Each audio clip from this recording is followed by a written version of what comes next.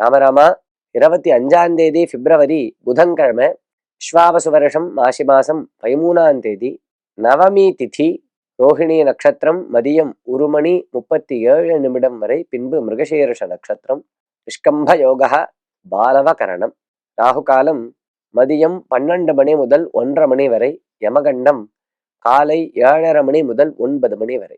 வீட்டில் சுவாமிக்கு சாத்திய பூக்களை எங்கு சேர்ப்பது?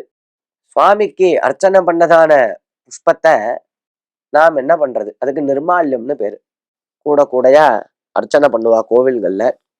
நாம் ஏதோ முடிஞ்ச அளவுக்கு ஒரு தாம்பாளத்துல வச்சுட்டு புஷ்பத்தை போடுவோம் சுவாமிக்கு வீட்டுல. அதை என்ன பண்றது அப்படின்னா, நிர்மால்ய புஷ்பத்தை எடுத்து செடிகள்ல போட்டுரும். செடியெல்லாம் நட்டு வச்சிருப்போம் பாருங்க, செடி மரங்கள்லாம்.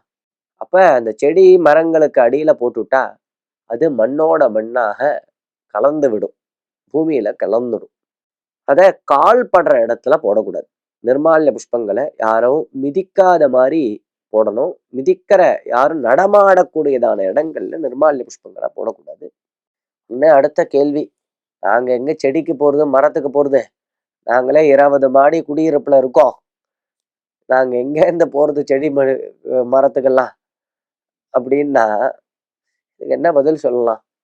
ஓரளவுக்கு யார் காலும் படாத மாதிரி எச்ச குப்பை தொட்டி இல்ல ஒரேடியா இந்த பிளாட் முழுக்க சேர்ந்ததான குப்பை தொட்டி, இந்த மாதிரியான ஒரு அசுத்தமான பொருட்கள் இருக்கக்கூடியதான ஒரு பேஸ்கெட்ல அதை போடாம, ரொம்ப அதனுடைய ஒரு அசுத்தம் கலக்காம அதை ஏதாவது ஒரு ஜாக்கிரதையா அப்புறப்படுத்தணும்.